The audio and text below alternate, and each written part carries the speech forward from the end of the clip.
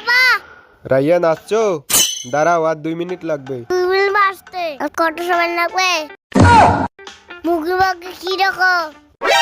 কত সময় লাগবে? কিছু জান না।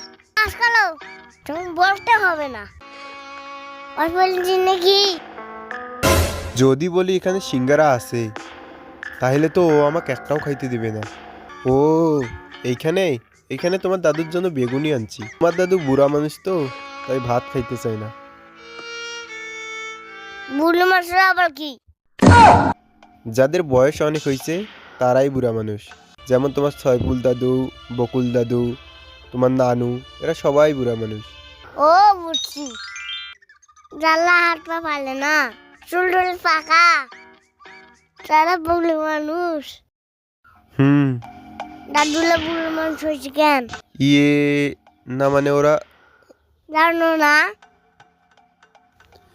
উম, উম, জানি জানি তুমি পারবা না, আমি বলি তুমি শোনো।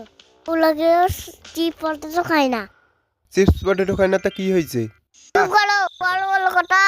নকাইয়া চাটনি বুবি হামিম এই ভুলাইছে, কারণ আমরা সবাই পটেটো খাই, নলিভাব খাই, চুঙ্গাম খাই, আমার বুড়ো হয় নাই। দাদু নানু তাই সব খায় না, তাই এলা বুড়ো হয়েছে।